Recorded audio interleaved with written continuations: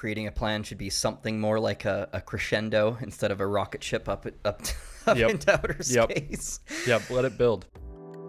Hello, and welcome to episode 7 of the Wellness Dojo podcast, where we give real solutions to real health and wellness problems. Today, we're talking about exercise. Should exercise hurt? How much enjoyment should you get from exercise, and what does that balance look like? These are the things that we're tackling in today's episode, and we hope you enjoy it. Let's get into it. All right, we are here. Episode 7. Oh, yeah. I'm excited.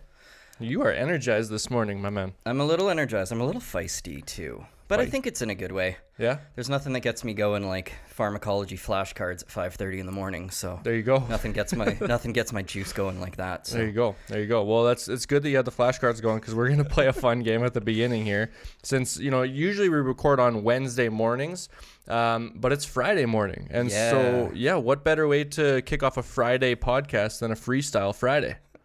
Okay.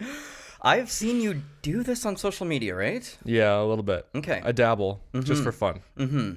I don't dabble, but I'm willing to try, or at least in like a form that I'm kind of comfortable with. Yeah. At the risk of like being extremely unprofessional, because I've been told before, I've had people tell me like, yeah, maybe you shouldn't do that because, it's not the most professional looking thing. And I'm like, screw that, man. It's fun. You got to do things that you enjoy sometimes. You got to have fun with your content. And so, let's have some fun, man. Okay, let's do it. Okay, so as soon as we got here, we gave each other topics. Yes. Well, I got a topic for myself because I requested it because I needed to make a couple notes. Mine's going to be more like a spoken word. A spoken word. Yes. A poem. Okay, so let's tell everybody what my topic is. So the naturopathic ninja is going to tackle a freestyle on herbs. Okay. I mean, you almost made it too friendly on me. All right, here we go. Well, my favorite herb is ashwagandha. Take it for a month, leave your stress behind you. Now, if it's energy that you think you need, you could try ephedra, but it's kind of like speed and illegal in Canada. Now, I'd more suggest something like St. John's wort. For low to moderate depression, it'll give you support. Now, I'd like to close by talking chamomile. Turn it into a tea and solve your digestion in style. Imaginary mic drop. Oh, yes. All right, nicely done, man. Nicely done. All Thank right. you. Okay, what do I got here? Okay, so I was thinking about your topic today. I was kind of looking at some notes on exercise and forming an exercise plan and things like that. And I realized that a big topic when it comes to exercise is hitting plateaus. So so that's your topic. So whether it's you use plateau or plateaus, totally up to you. Okay. Yeah, so I'm giving you a French word. You gave me herbs as a naturopathic doctor, and I'm plateau. All right.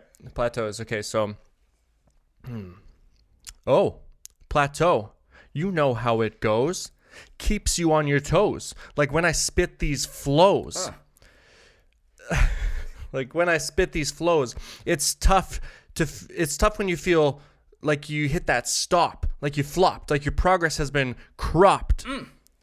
But you don't dare quit. Stick with it. When things are tough, targets are about to get hit. Pew, pew, pew, pew. Wow, there's like some truth in that. Yeah, it wasn't just rhymes. It wasn't just rhymes, but it wasn't the best. It wasn't my greatest freestyle. Well, that's the risk. It's a crazy risk we take just hit and record here. Yeah. So. Well, it was fun. And anyways. we preach vulnerability to our patients, clients. This as is a true. Healthy thing. This is true. So. Go out there and do something that makes you look ridiculous today, okay, you guys? It's very important. Okay, what are we talking about today? Today we're talking about exercise, kind of in general, but more specifically, I think just based off of kind of what I put out on social media and stuff, I think that a really important thing that people want to hear more about is like what actually makes a successful venture in exercise or a successful fitness program. Like, what do people actually need in order to see long-term success with it? Because we see so much stop and go in terms of exercise. So what actually makes an effective fitness program? Yeah, and sustainable, as you talk about all the time in your program, right? Like, I just saw a post you made the other day. I thought it was brilliant. I was going to tell my spouse about it, but she was like, busy at the time, but I got a reminder today. It was don't do something for 6 weeks that you can't do for 600 weeks. Yeah. What's the math on that? There's 50, that's roughly 50, right? So so don't just do something quickly that you can't sustain for several years, upwards of a decade even. And it's okay if you're not killing it the entire time from day 1 to year 10. These things do tend to happen in cycles, but it's about learning the lessons on how to get started on something and not be so hard on yourself every time you stop. And believe me, I go through this too. Yeah.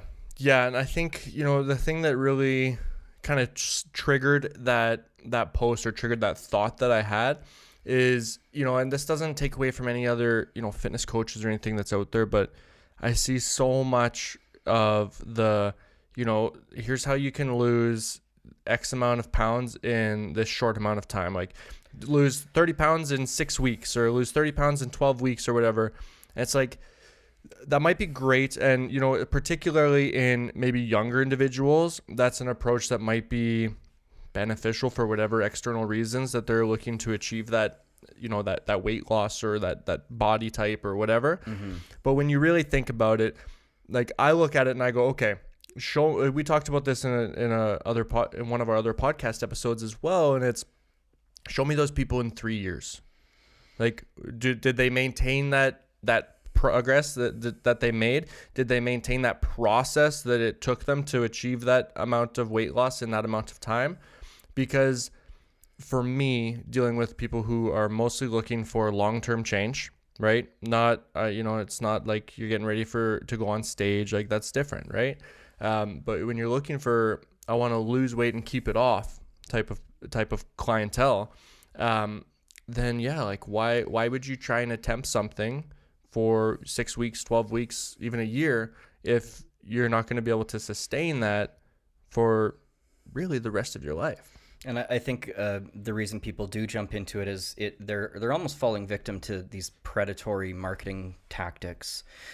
And if you're selling someone to drop a whole bunch of weight in 6 weeks, you're not selling health at all.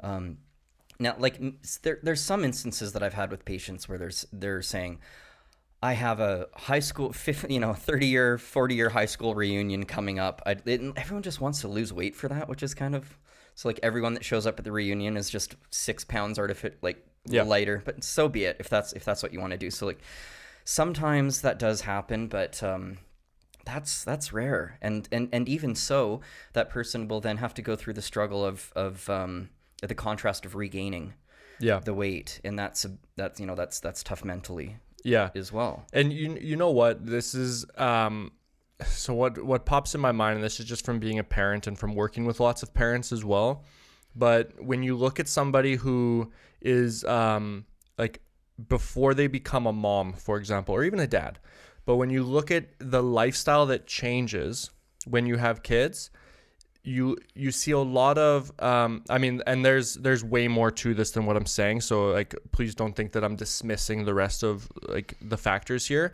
but when you look at it from like a lifestyle standpoint of how that changes and how hard it is to lose that baby weight after you have a child, right, like I said, for moms and actually for dads too, because it's a big part of the lifestyle, but it does come down to like you might see people like maybe you're a young woman who does not have a child yet, and you are, working out 4 days a week, and that's working for you right now.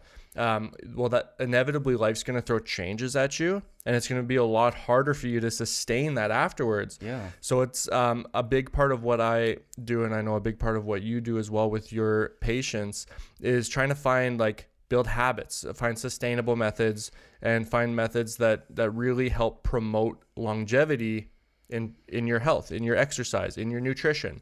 Not just we don't just want to get you to that goal that you're looking to achieve. We want to get you to that goal and then find ways that you've built a strong foundation so that you can continue to live your life in that way and maintain that. Yeah. And give yourself some forgiveness for pre-baby weight versus post-baby. Absolutely. It's not just the fact that, I put on a few pounds. It's you're going up against biological hormonal changes. Yeah, absolutely. So what I tell my patients is, well, you got to define what pre-baby weight was for you. my pre-baby weight was 150 whatever pounds, and you get to then decide what your ideal post-baby weight is going to be too. Don't make it the same. Yeah, absolutely. I mean, unless it's imperative, if you're in a sport that has weight classes, or like, other than that stuff, give yourself a break. Yeah. So, and a big part of that routine, no matter what your situation is exercise, right? And so when we talk about, what actually makes a good exercise program, first of all, what comes to mind for you? So, what's enjoyed is repeated. So there has to be some level of enjoyment to it, I would say, for long term. And so along those lines, I would say that an exercise routine has to be fairly personalized. Now, within reason, you can't always get this fully personalized routine. Maybe you can't afford it. Maybe you're just getting started. But by personalized, I mean it should still be something that resonates with you. So if you're just told that what you should do is yoga your entire life, but you've tried it here and there, you've never really enjoyed it, but you just keep hearing it, and then maybe I should just sign up, that'll make me go to yoga class, and if I'm paying and invest, it's like, don't do yoga. Yeah. It's like, I'll admit, I've given yoga several good attempts in my life.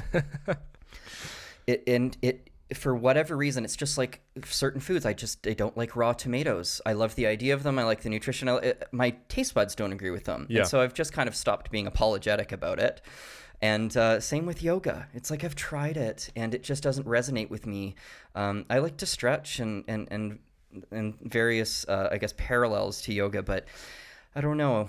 So for myself, just as an example, I'm not going to go sign up because my partner is, or because I've been told to. Does it resonate with you? And you have to, like, this is listen to your heart kind of stuff, but you have to follow your heart. And what I say also about personalization and enjoyment is think back to when you were a kid. And I hope I'm not stealing from you, because maybe I got good. This, but think back to like when you were a child. All those things that you enjoyed as a child, there's adult versions. There's adult gymnastics. There's like adult versions of everything. Martial arts and kung fu, of course. So if you once enjoyed something in your life, don't just tell yourself I can't do it anymore because I'm not a kid. All that stuff exists still, and it's awesome as an adult. Yeah.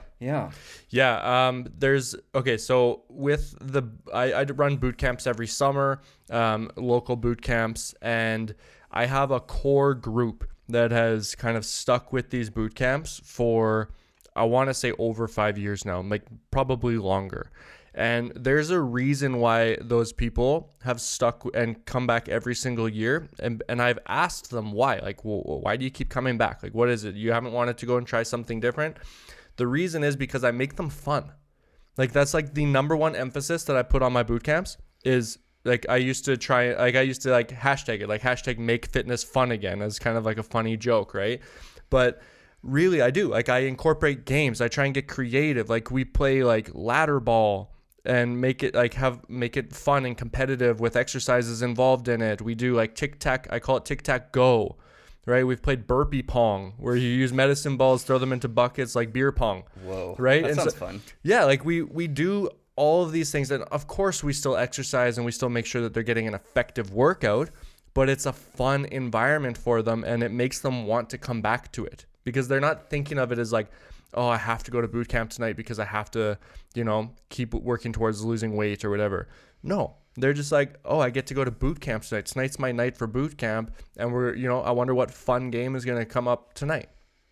So you keep it fun, you keep it enjoyable, and let yourself be a little bit like a kid again. And maybe I should just try some different types of yoga now that I'm kind of thinking. Like, I know that someone very close to you runs some classes. Maybe I should jump in and just try. Maybe it's a little bit more fun than what I've done, because I'm kind of thinking back to when I've done it, and it's been serious. I think kind of the environment and everything, and I also want to note that I tell people to do yoga all the time, because if you're just looking for a way to help prevent injuries, to get your body moving, there's this body awareness and meditative aspect to it that I really like. I was just kind of sharing my own personal, if I'm going to choose one thing to go for, it, just pick something that resonates with you. I just want to give that footnote. We're not shitting on yoga or anything like that. It's just like, I tell people to do it all the time, ironically. And that brings up an interesting side of this conversation too, because people are going to say, great, okay, I understand we should enjoy exercise, but if I'm just doing like fun things, am I really going to get results? Right? And you mentioned like a personalized workout. Well, this is something that I do a lot of, right? I write custom programs for people online. They do that exercise, and then we check in. I keep them accountable, those types of things. But so there is a level of, okay, if this is what you're looking to achieve, this is what you need to do to achieve it. And the example that I often bring up is like, if I want to gain muscle, me doing martial arts isn't going to help me gain muscle. Really, it's not, right? Because martial arts is very like cardio based. Yeah, we do some push-ups and stuff. We'll talk a little bit about that later. But like we do push-ups, we do like, some leg strengthening and stuff like that, but it's really not calisthenic. It's not You don't want a lot of muscle. And you don't want a lot of muscle. It'll reduce your speed, and muscle uses up oxygen, especially if you're a mixed martial artist. You just see the big guys and girls gas out so quickly. Absolutely. The conditioning is unreal, right? Vice versa, if I'm looking to get better at martial arts and I'm looking to increase my speed and that type of thing, I need to adjust my training for that specific thing, right? So there is an avenue here where if you have a specific goal, there is a specific type of exercise, type of action that you do need to take with that, right? Yeah. Quick story from myself. So when I was studying out in Toronto, there was an upper year, and he was very into weightlifting and things like that. And we got to talking, and he suggested, because I'd hit a plateau, and he had suggested that I change my workout routine to go to like those like 3 to 5 reps only, and only doing like multi-axial, what do I mean by that? Multiple joints and muscle groups all at once. Yeah. So we're talking like, it's the squats, deadlifts, bench, and shoulders and things like that. But compound movements. Yeah. And so it was like, it's like really high weight, and you're just doing like 3 to 5 reps. And I think he had me doing sets of 5. My strength exploded after a month. Yeah. Exploded. Yeah. So like there are specific ways that you can exercise for specific results. This is where it becomes very important to, as we've talked about, to figure out your why before you start, right? Like really that should be your number one step, is like, what do I want? Why do I want it? Because once you get really zoned in on that why, it can help you avoid like negative feelings towards your exercise throughout that process. It was, I believe, we're bringing in Nietzsche now. I believe it was Nietzsche that said, those who have a why can endure any how. So you can endure all of the stuff that you have to get through if the why is strong enough. So is it too early to pivot to intrinsic, extrinsic why? No, let's get into it. I think if people made it through our freestyles, they deserve to be hit with this right now. Yeah, let's get right into it, man. Yeah. So tell me about the study that you were looking at there. Yeah, so I was looking at a study that was done in Lisbon, Portugal, the University of Lisbon in Portugal. And what they did was they actually studied overweight women, so women who were deemed overweight, and they watched them over like a 3-year period.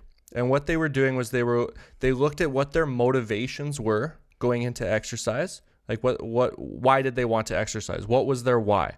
What was driving them to do it?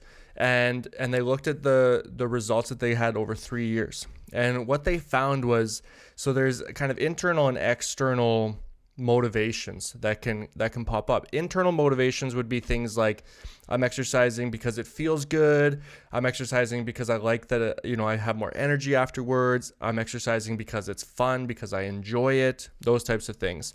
External being things more like, I'm exercising to lose weight. I'm exercising because I want to look good. I'm exercising because I feel like I have to. I'm exercising because I need to punish myself for that cake that I ate on the weekend. Those types of things. Those would be more of like your external things. So what this study found was that the women who were exercising with internal motivations primarily actually lost weight better and more efficiently and maintained that weight loss over the 3-year period. Whereas the women that had the external motivations had a much harder time maintaining weight loss, and they had a lot more like ups and downs and just like negative feelings around it, and their mental health wasn't as good, like all of those types of things. Yeah, the negative feelings around it must it's the constant comparison, materialistic comparison, something like that. I'm just trying to figure out why that is. I find it really interesting. I'm just like, but why? What is it about those intrinsic motivations that are everlasting or long lasting? I've got a question for you first, though. So something like lose weight and look good was an external. Yeah. And so my question for you is, what if someone says that, but it makes them feel good to look better, I guess is what I'm saying. What would you think about that? Yeah. So this is an interesting thing because that's internal and external kind of combining there. Yeah. Because people will say like, well, I want to lose weight because it'll make me feel better. Well, I would say, let's explore that.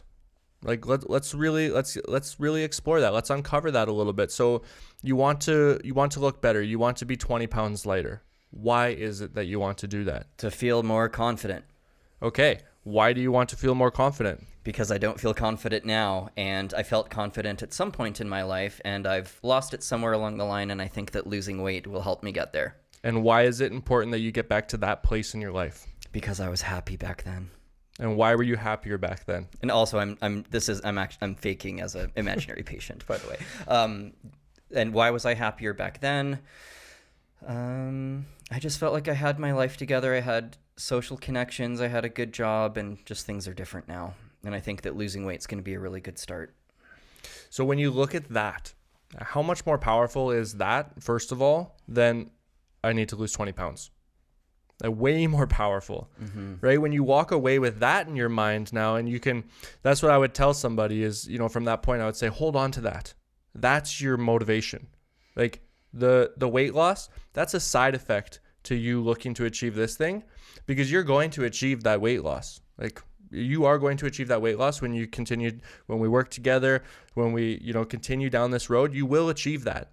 But just know that that's a side effect to what you're really looking to achieve here, which is you want to get back to that place in your life where you felt happy again, where you felt good about walking around the streets, where you felt energized when you were, running around with your kids. Like you want to get back to that place in your life. That's your goal. And that's an internal example of what might motivate you to want to keep exercising. Like I said, the studies have shown, and not just that study, there's multiple studies. There's a long history of studies that show this, that those internal or intrinsic motivations are just so much more impactful for the long term. Yeah, I guess I do understand it. It's because it's much easier to have something intrinsic, like it makes me feel good, I enjoy it, to be everlasting, instead of something like I want to lose 20 pounds, which, like you said, if you do get there, it's the now what scenario. Yeah, and the interesting thing that came up, you referenced the social media post that I put out, just asking people, which I'll often do before the podcast, just to get a general feel for like, what do people like? It's easy for us as coaches and doctors and stuff to step on the outside and look in and be like, well, this is what I think people need, but I like to get a good feel for it. And an interesting thing came up when people said like most people, when I asked like, should exercise be enjoyable? Most people said yes and no. Like exercise should be enjoyable to a level, but they also said, when I'm exercising and it's like painful, quote unquote, then, I enjoy the benefits of it. Yeah, there's some pride that can be taken from a really hard workout.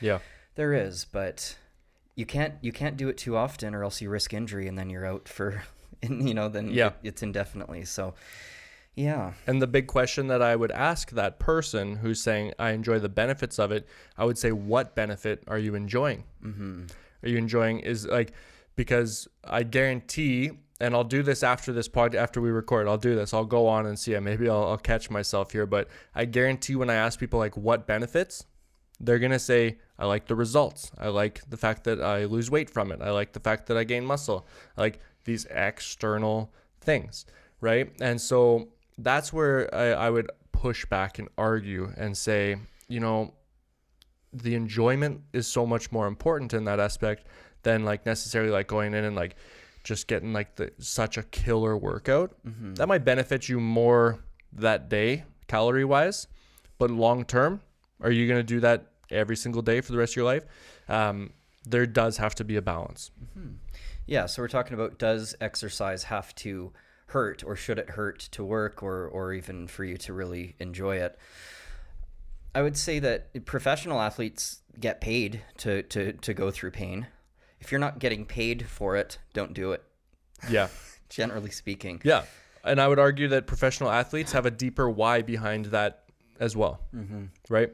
You look at UFC fighters or MMA fighters or boxers and stuff, you're hearing a lot more. Like George St. Pierre just recently came out. He was inducted to the UFC Hall of Fame. And in his speech, he literally talked about how he hates to fight.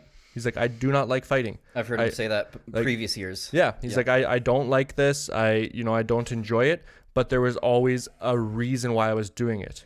He's like, I was good at it, right? I found a skill that I was good at, but there was a lifestyle that I wanted to achieve through this. I wanted to be able to provide for my family. I wanted to be able to, have some freedom in my lifestyle. Like, those are much more intrinsic motivations than people realize. And like, I just want to be famous, or I just want to like look good. I want to be the champion. No, there was more behind that motivating him. Yeah. And that's why he was so successful for so long. Just on this topic of pain, because I saw one of the comments about they wanted it kind of thing, and I understand it to a certain degree, because there's that idea of delayed gratification being, which is what most of the worthwhile things in life are. It means you put in the work now for it to pay dividends later. You could say, like, I don't love suffering through pharmacology flashcards at 5:30 in the morning, but I love crushing my board exam in a different province and taking that flight home and feeling amazing. Yeah. So I can see why some people want that feeling, but I don't believe that feeling is pain. I think it's something different. I think it's like an emptying of the tank. It's different things, but it shouldn't hurt. No. Yeah, I believe that it's kind of cliche the way that this industry has kind of shaped around exercise, with this like no pain, no gain mentality. Those like, you got to push through it, like those types of things, where we just, it's easy for us to just like attach to that, right?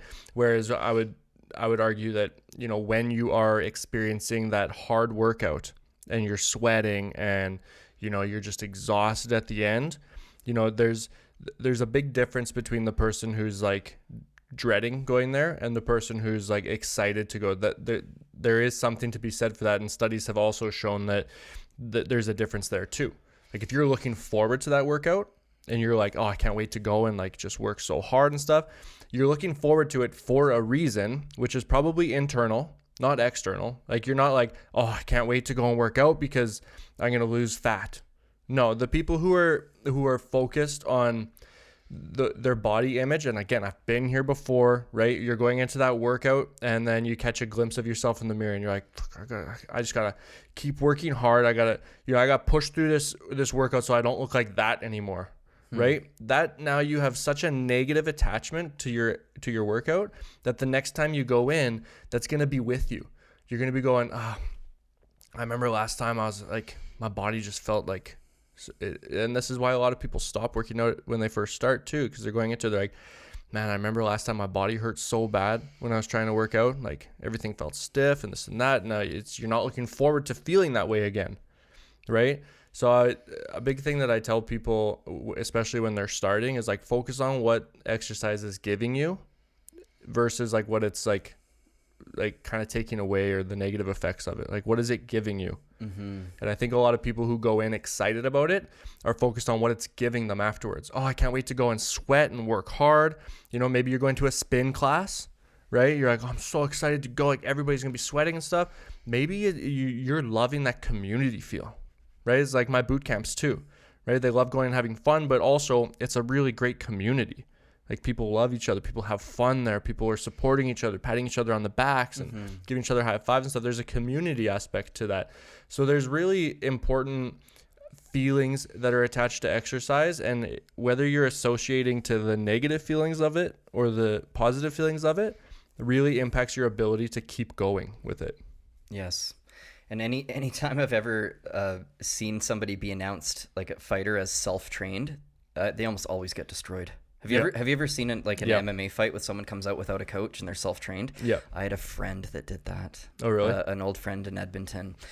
Yeah. Hey, kudos on him for doing it.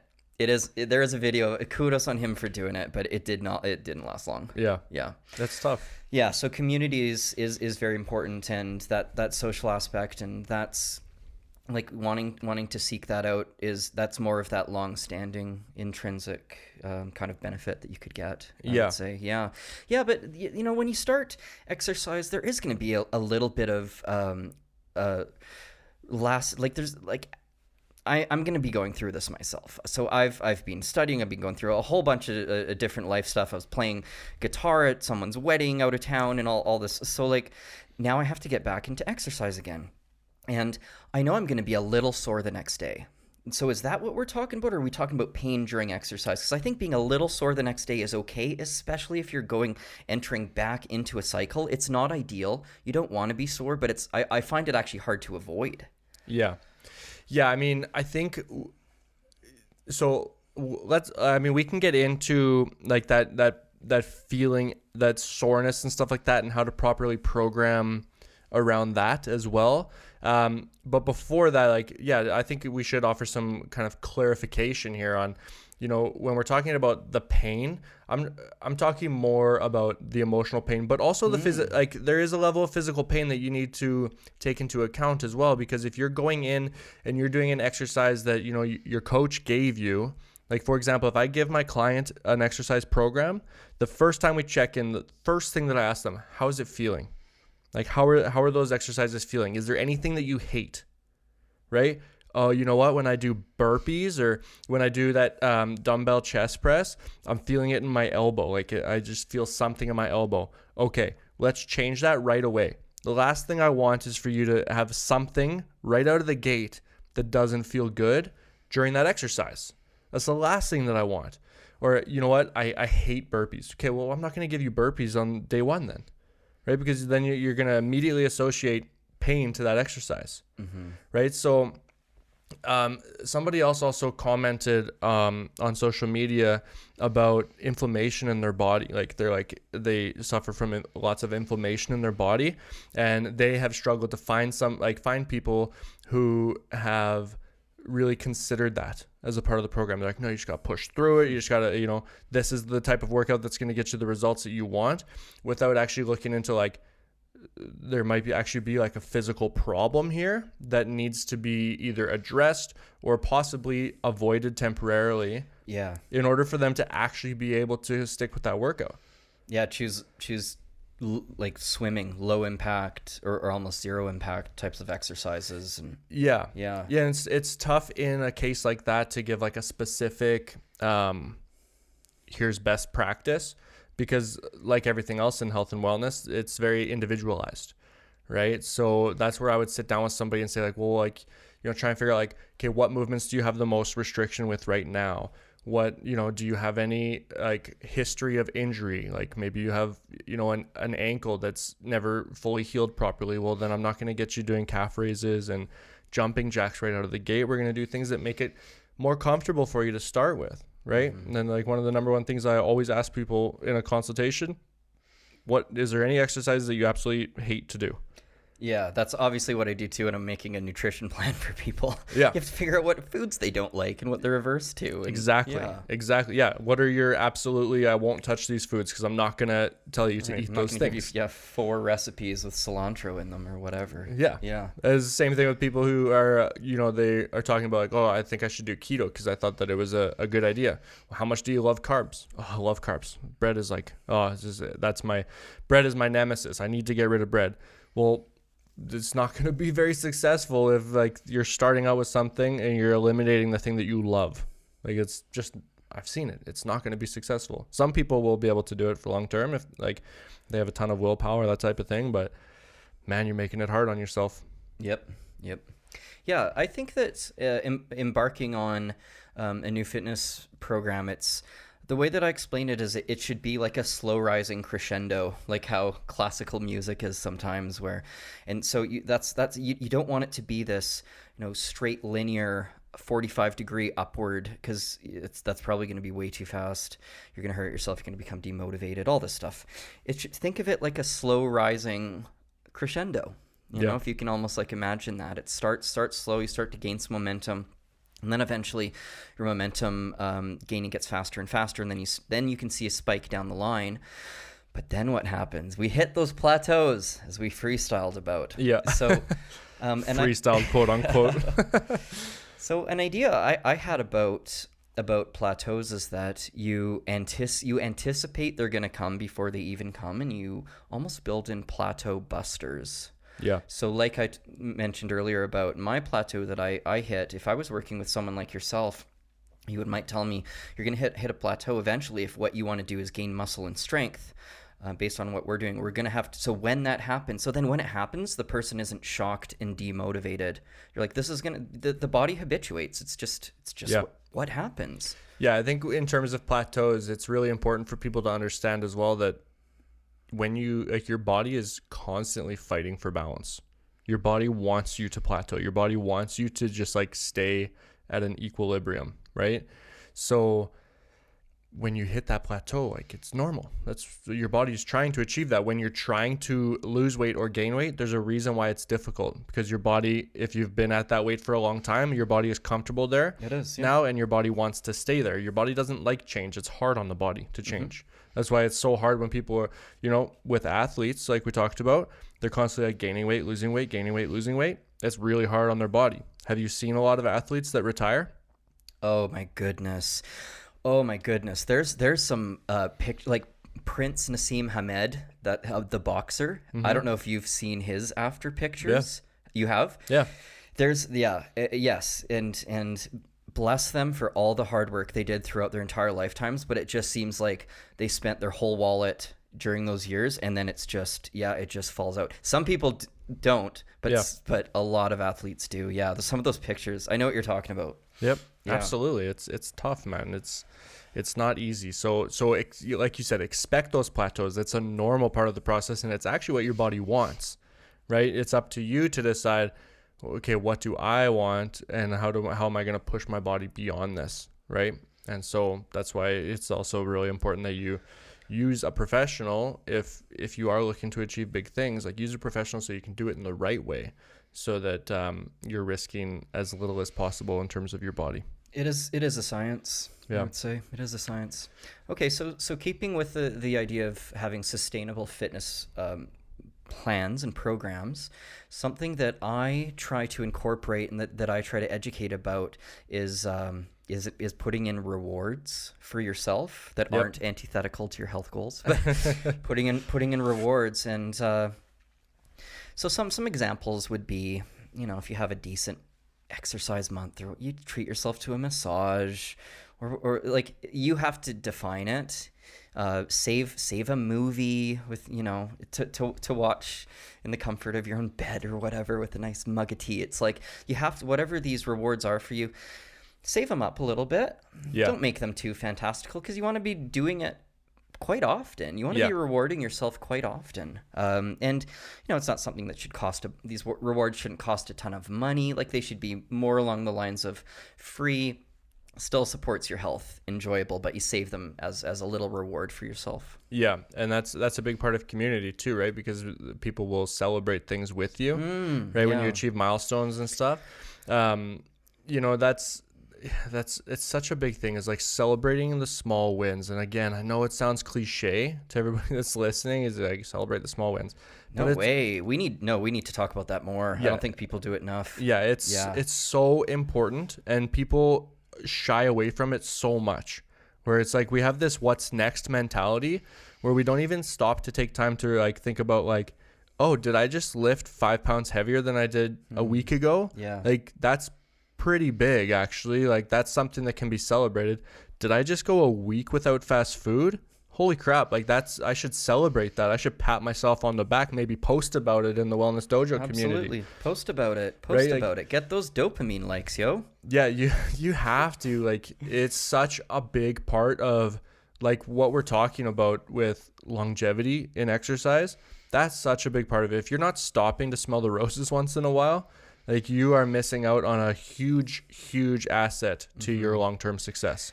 I just had a little brainwave about what could be happening with that, and that's when people embark on these journeys, and so often it's weight loss. It's a journey of how they process it is it's a journey of restriction and almost self-deprecation. Yeah. And so if they're on that journey, it's like, no, I can't. They're focused on their can'ts instead of their shoulds. Yep. I can't eat this. I can't do that. I can't. So therefore, I can't reward myself because I'm just kind of in that mind state of restriction and deprecation. It's like, I would even take that one step further, and I would try really hard not to focus on shoulds either. Like really reframe that language of like what I should do to what do I actually want to do here? Right? What do I want from exercise? Not what should I do to get it, but like what do I want from it? What is it giving me? Yeah, you're right. Because should makes people go, ugh, and roll their eyes. I should do the dishes. I should do it. Yeah, and what do you not want to do, right? It's like anytime somebody tells you what you should do, what do you not want to do? Right? As soon as people start telling you like you have to do this or you should do this, immediately in your mind something goes off where you're like, screw that, I'm not doing what you're telling me to do. We were joking before the episode that you'd probably have more success telling people don't like doing the complete opposite. I'd love to see a study, because the way that you make people do something is you forbid it, right? So tell them that they can't do something they shouldn't. We're kidding, 100%. Of course, but it's so ridiculous. Like, well, it's very real too. Like I've experienced this being a fitness coach and also being in a relationship. Like, and my wife wouldn't be mad at me because we've talked about this on social media and stuff before. But, you know, if there's a time where maybe I'm looking to achieve something, maybe I feel I need to lose some weight, or maybe I feel like there's, you know, I need to exercise more so I can feel better, get my energy back, or maybe she's looking for those types of things. If I had to learn to separate, you know, that coach mentality, and it actually helped me become a better coach, if I'm being honest, but I had to really like learn that I actually don't, if I'm telling her, okay, you want to lose weight, this is what you have to do, she's never going to do it, right? Like, we need to come to that on our own. We need to change that language of like, not what this is what I learned about from that experience in being a coach, is I don't say this is what I think you should do, or this is what you should do, or this is what you need to do. I say, what do you think that you could do? Like, what do you think is a good first step for you to get there? Now it puts the ownership onto that person. And you can do the same thing if you're struggling with that. If you're recognizing through this conversation that, you know, maybe I do have some negative associations to exercise, and that's why it's so tough for me to stick with it long term, or that's why it's tough for me to get in and do that exercise because I'm just maybe not enjoying it the way that I should. That's where I would start. I was like, take ownership of what you want from exercise and what you're actually getting from exercise, right? Like, you can actually make a list of exercises and say, like, these are the types of exercises that I do, right? And these are the feelings that I associate to them. This is what this exercise gives me, or this is how I feel about this exercise. I just did this recently with myself in preparation for this episode. You know, I was looking at it as like, okay, like weight training. Okay, what does that give me? Well, I weight train so that I can look good. Mostly, right? There's other parts of it too. I feel good a little bit, like you feel stronger. Extrinsic though. Yep, but exactly. And then when I looked at other things like going for a walk, for example, I go for a walk because it calms me. It gives me a little bit of a freedom. It gives me some me time. That sounds more intrinsic now. Absolutely. Yeah. Right? And so what's easier for me to get out and do? Probably walking. Right? Because of the feeling that's associated to it. It's the same thing with when I look at like weight training, for example, or let's go with running, right? What does running do for me? I do it because I feel like I should. Like, that's really the only reason I've ever gone running, is because I feel like I should, or because a client wanted me to run with them, or anything like that. It's the only reason why I ever go running. I don't enjoy it at all. I do it because I should, versus training in martial arts, going and actually like sparring with other people and that type of thing. Like, I love that. Like, I love the feeling of that. Yeah. I love the community aspect of it, the competition. Like, there's a huge difference there. And one of those two things I've done way more consistently than the other. And I think we know which one that is, right? I used to tell people turning your body into a weapon is such a cool endeavor. Yeah, It really is cool. absolutely. It's very like growth centered. Yeah.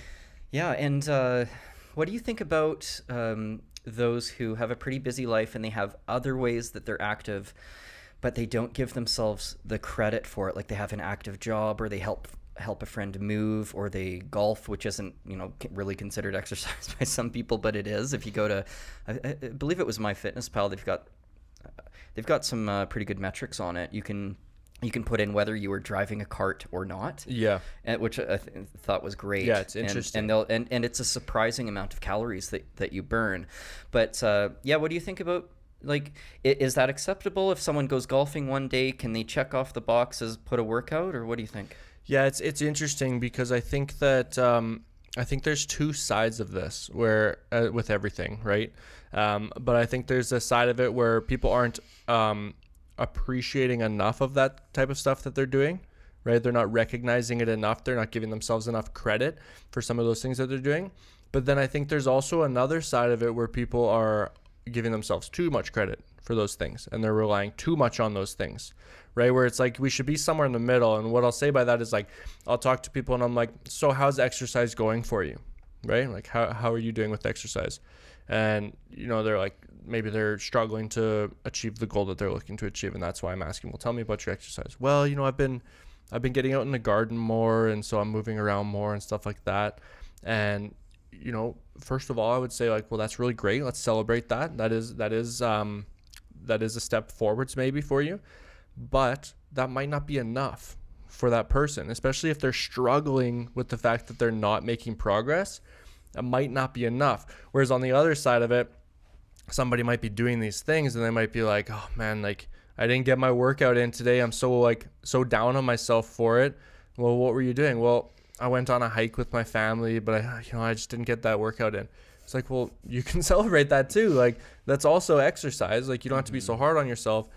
For me, what it comes down to is you have to create a balance on, first of all, on what needs to be done, right? In order to achieve whatever that goal is that you're looking to achieve, but also on the enjoyment level, right? Because there are going to be times, like if you're looking to, if I'm looking to win in competition, for example, right? I haven't competed in a while. I want to go back and want to win.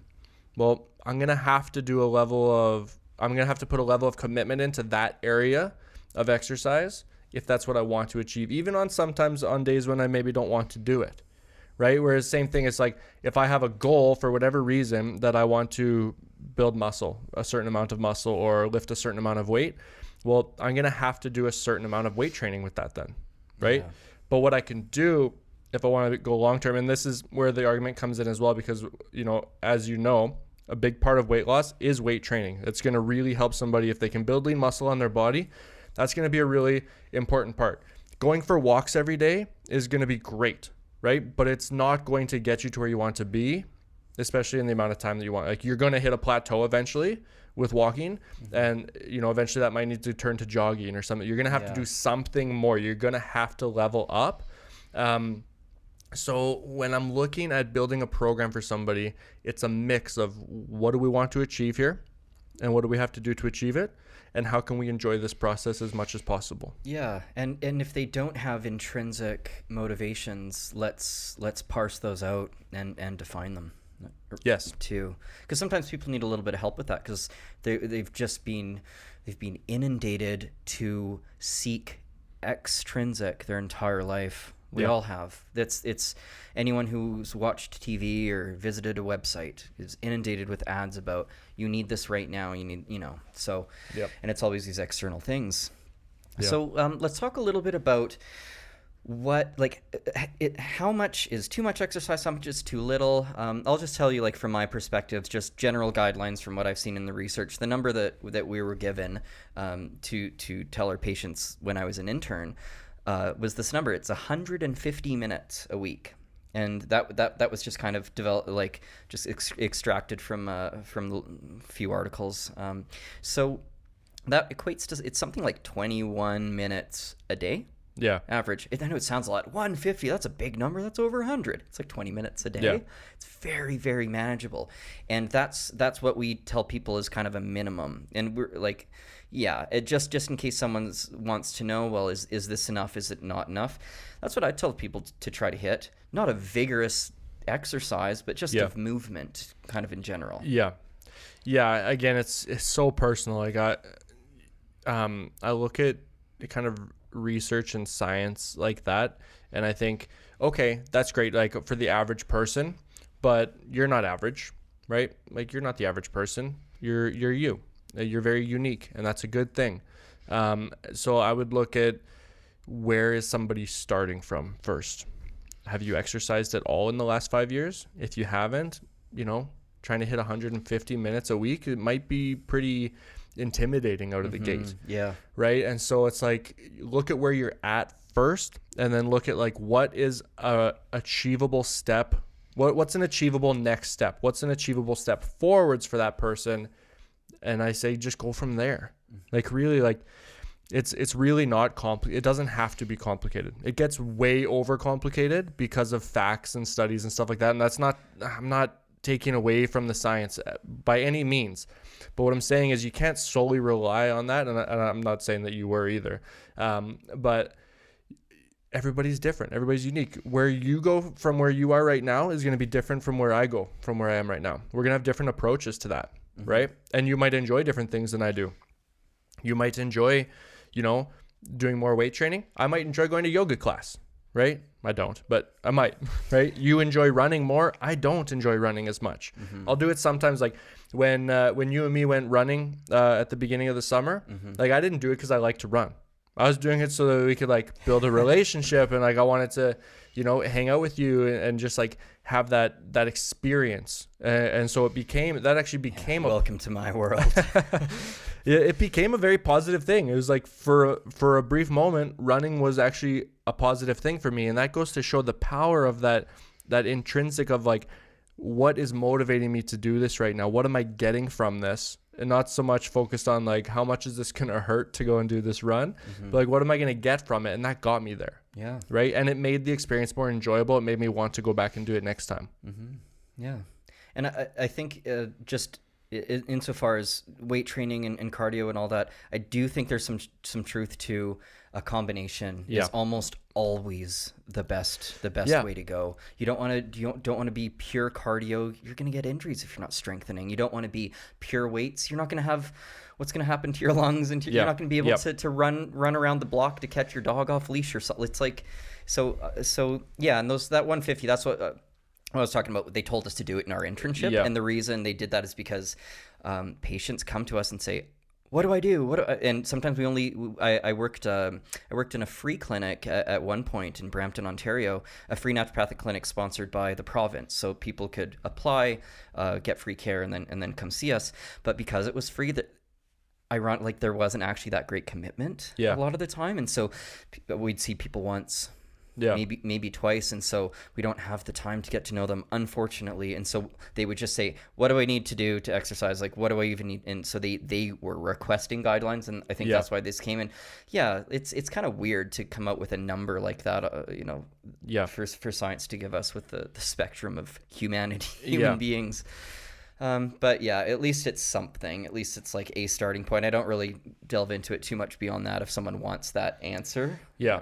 I think too, it's important for people to recognize that weight training doesn't have to look like one thing, right? Cardio doesn't have to look like one thing. You might have one idea in your mind of what that is. Cardio, running. No, cardio, martial arts, cardio, playing basketball, cardio, there's a lot of different swimming. Like there's a lot of different things that you can do for cardio. Weight training. There's a lot of different ways that you can go about that. Yeah. Right. You can go to the gym and do it alone. You can have a trainer. You can join a weight training class. Like you can go to a CrossFit gym.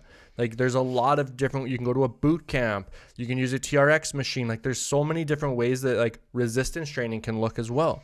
So when you're looking at like, okay, like what do I need to do versus what's enjoyable? You can find a mix that works well for you by just like playing with it and like thinking outside the box a little bit too. Yeah. Yeah. Okay. One more thing that I wanted to mention before we wrap up here. From my perspective, one of the reasons why exercise routines and programs can be hard for people is because they still have obstacles to health right in front of them. Yeah. And sometimes these can be serious. Sometimes this can be, it's like moderate alcoholism. That's really going to impact you from getting going. If you don't deal with that first, getting going on an exercise regimen is going to be very difficult to sustain. Now, with that said, one of the ways that you combat alcoholism and addiction in general is by involving yourself in groups that are in opposition to the addiction that you're trying to buck. So if you are trying to get sober, let's say you've have a history of addiction, you're trying to get sober. One of the first things to do during the initial stages of sobriety is try to engage in activities or even join groups where they don't value that at all. It has nothing to do with booze. It has nothing to do with smoking. They don't value it because let's say you get part of some sort of a running group or a health group or something like that. So I guess there's two sides to one coin, but what I'm saying is that obstacles to health, if they exist, holistically speaking, you need to deal with these things perhaps first before embarking on an exercise routine. Yeah, and I'm sure that I have other friends and people, like other people in the fitness industry that look at some of the content that I post and they're like, why are you so based around like the life coaching side of this industry? And that's the reason why, because most people do have these things, these barriers that are up in front of it that are causing that. And when you can start to tear those down just a little bit, it makes it so much easier for you now to go and enjoy that exercise. Because if you're like, stress is another big one, right? And we've talked about stress at length. If you are super stressed out all the time and then you're like, oh, go get that workout in, right? Maybe that workout is a good release for you, but I guarantee that you being stressed all day long is getting in the way of you trying to get to that exercise to begin with. Yeah, it's especially going to make workouts after work and kind of near the end of the day a lot tougher if your entire day is stressful. Or in the middle of the day, if you're stressed out during the day, the last thing you want to do is like you're right. You're not going to think of like break for lunch. Yeah, I should go take a break now. Yeah. No, you're stressed out. You're like, oh, I need to fix this problem. I need to do this and this and this, and you get in that mood kind of. It's tough. So yeah, you gotta tackle those things first for sure. Yeah. So something I would look at like sleep. If you're not sleeping well, you're gonna have a tougher time to be motivated to do your workout the next day. Yeah. So diet comes in there, stress, all that stuff. So that's for myself as a licensed naturopathic doctor. That's what I would look at too. Is what are are there other factors that we need to, at a minimum, be mindful of, and of course likely address in a more serious fashion. So that's something to consider too out there. If maybe there's something holding you back that you need to address first. Yeah. So, I mean, today we took kind of a holistic approach at exercise, really, like a more general approach at like, what does it really mean to have longevity in your exercise? What do you need in order to see long-term success with exercise? There's other things that we can talk about with exercise, and I'm sure that we will. But, some of the things, just to recap real quick, that we talked about today, with exercise, like look at where your motivations are coming from. Yep. Right? Very important. Understand why you want to exercise, and what you are really gaining from exercise. What is it going to give you versus what are you sacrificing for it, and those types of thoughts? Yeah. And try to limit the materialistic extrinsic motivations. It's okay to have one. Yeah. Don't make it be your guiding force though. Yeah, there's nothing wrong with wanting to look good. No. But it's not going to motivate you long term. Right? Because eventually you're going to look good, and then what's going to motivate you?